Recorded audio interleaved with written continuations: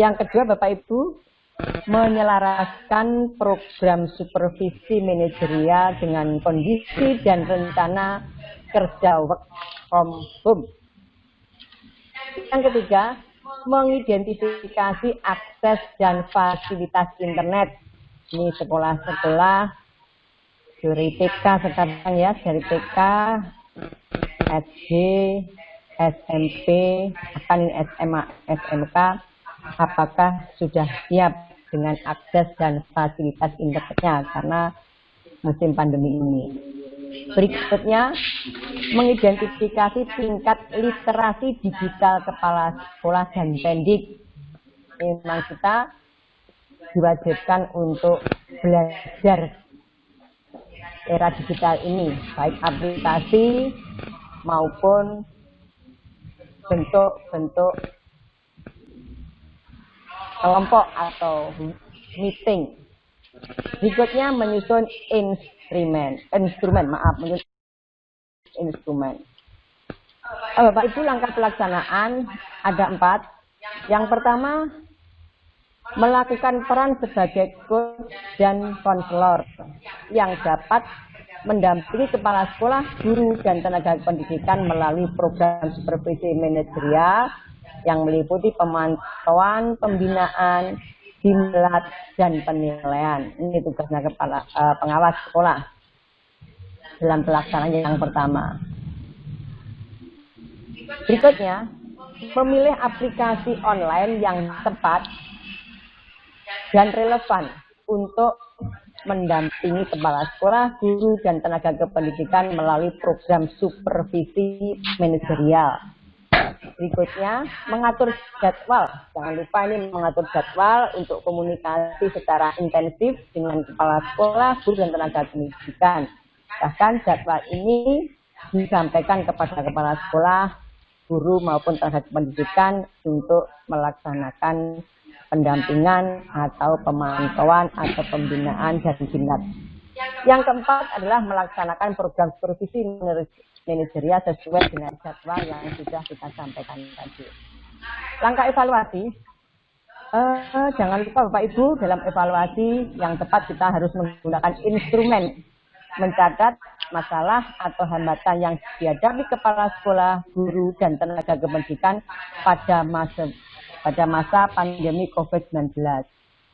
Setelah kita mempunyai instrumen, kita kaji, kita nilai, kita lihat, dan setelah kita mencatat hambatan yang ada di sekolah yang terkait dengan kepala sekolah, guru, tenaga pendidikan, kita harus dan wajib memberikan solusi dari masalah yang dihadapi oleh kepala sekolah, guru, tenaga pendidikan di masa pandemi COVID-19. Kemudian ini ada panduan praktis supervisi akademik. Telepon kepada MGMT atau KKG yang akan disupervisi untuk mengadakan janjian. Sudah janjian kan enak Bapak Ibu, sudah nggak merasa kaget, nggak merasa kegandapan bagi guru-guru yang didatangi oleh pengawas maupun kepala sekolah. Kalau ketiganya persiapan sudah oke, maka pengawas sekolah meminta guru atau kelompok guru menyiapkan perangkat pembelajaran yang digunakan di rumah oleh anak-anak, meminta guru atau kelompok guru mengirimkan lewat daring, Bapak Ibu. Kemudian guru atau kelompok guru tadi menyiapkan perangkat pembelajaran di rumah, mengirimkan juga lewat daring. Sekolah mengirimkan RPP yang sudah disempurnakan. Ingat, RPP dibuat tetap dengan BDR, belajar dari rumah ya Pak Ibu. Beda RPP-nya nanti. Meskipun konten yang ada di RPP tidak boleh maksudnya tidak boleh menyimpang dari 3-4 hal yang sudah menjadi ketentuan dalam RPP tadi.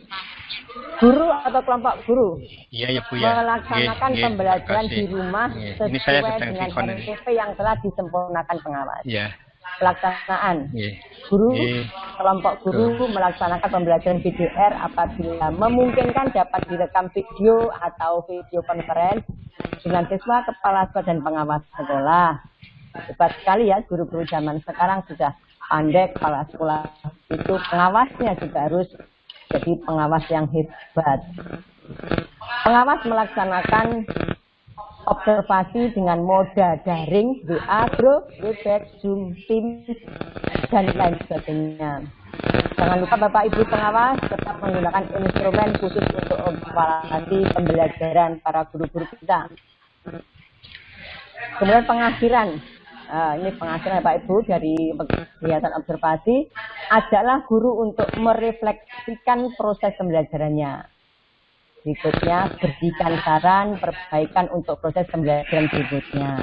Kemudian, sepakati untuk dapat bertemu lewat daring untuk pembelajaran berikutnya. Memang kita diupayakan pakai daring ya Bapak Ibu, karena kita masih taat pada protokol kesehatan untuk mengadakan pertemuan-pertemuan dengan guru.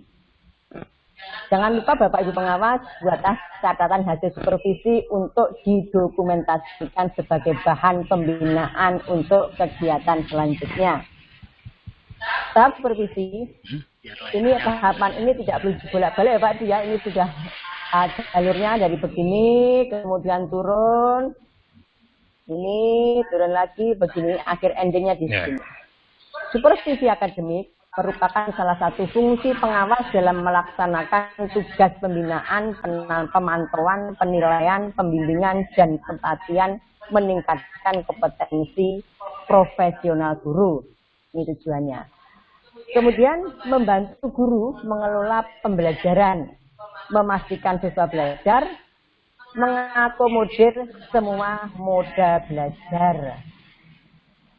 Kemudian persiapan, koordinasi dengan guru dan kepala sekolah, menyampaikan pokok bahan yang akan dibahas, menyampaikan moda belajar yang dipilih. Kalau disepakati, maka persiapan supervisi prinsip-prinsipnya sudah bisa terpenuhi. Berikutnya pelaksanaan ya Pak Ibu.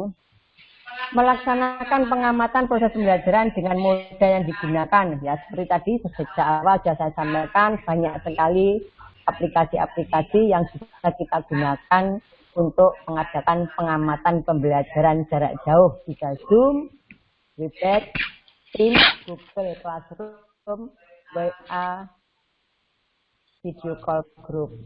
Evaluasinya, menganalisa hasil observasi proses pembelajaran. Setelah kita melaksanakan ini, kita evaluasi proses pembelajaran itu, diskusi tentang kelemahan dan hasil yang ditemukan, melakukan tindak lanjut untuk perbaikan pembelajaran berikutnya.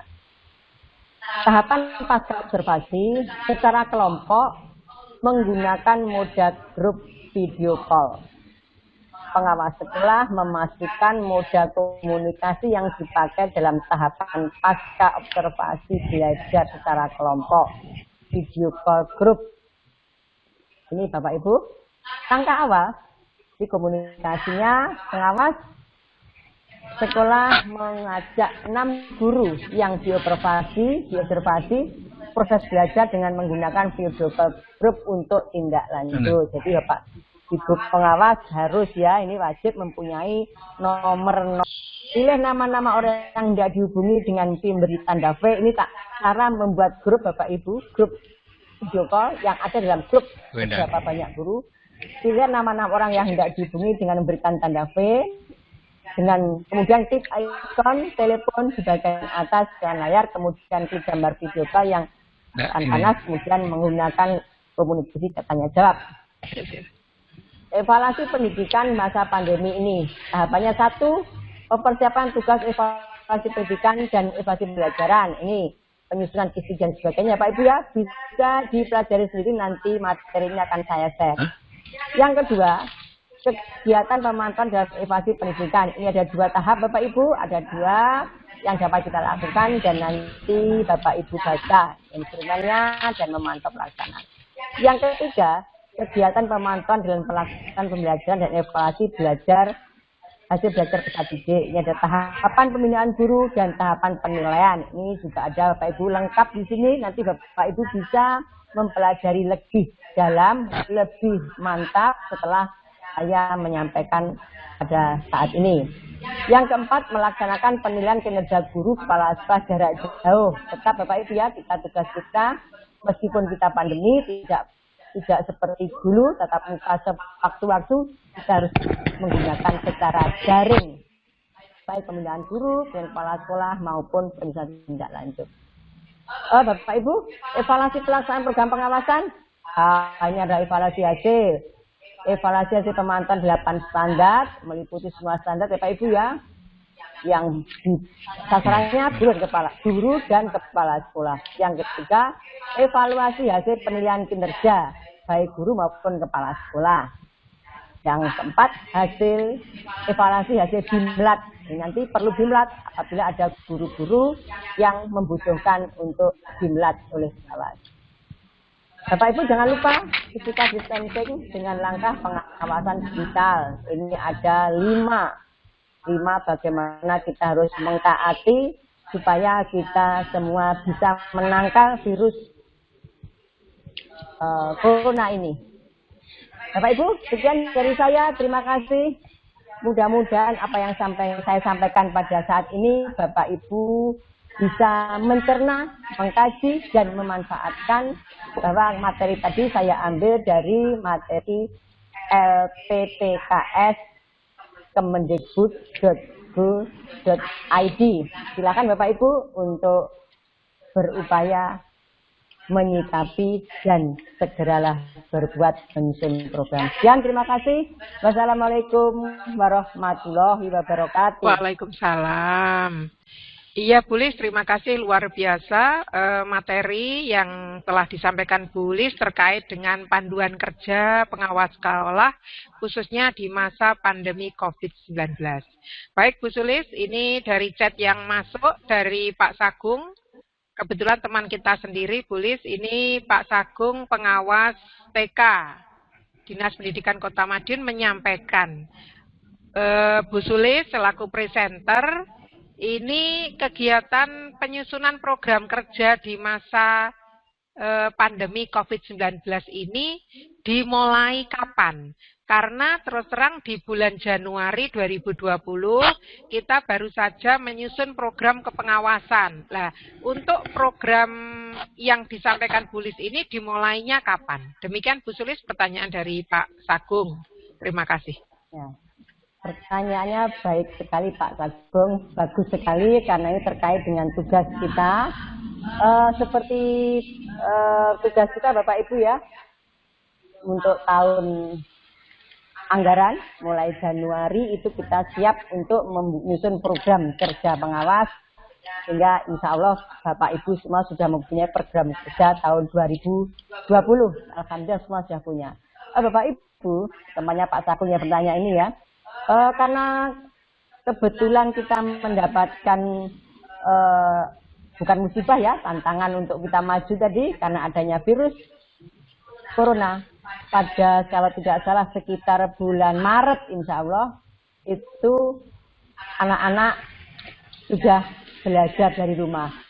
Oleh karena itu saya sarankan dan kira-kira memang begitu Bapak Ibu yang sudah selesai membuat program mulai Januari untuk semester 1 ya, untuk program kerja kita, maka Bapak Ibu harus segera membuat revisi. Revisi ya Bu Sulis ya. Revisi program kerja kita dimulai bulan Maret. Saya sekitar pertengahan Jadi Maret. mulainya COVID itu Bu Lis ya? Ya betul, mulai COVID itu kita sempat membuat revisi program kerja yang karena masa pandemi. Dan otomatis pada semester 2 ini, bulan Juli, kita juga mempunyai program yang sesuai dengan masa COVID ini. Kita sesuaikan dengan pembelajaran jarak jauh. Begitu Pak Sagung? Ya, terima kasih Bu Sulis. Alhamdulillah dari awal sampai akhir Bapak Ibu kita sudah melaksanakan kegiatan khususnya dari Bu Sulis menyampaikan presentasi dengan judul Panduan Kerja Pengawas Sekolah di Masa Pandemi COVID-19.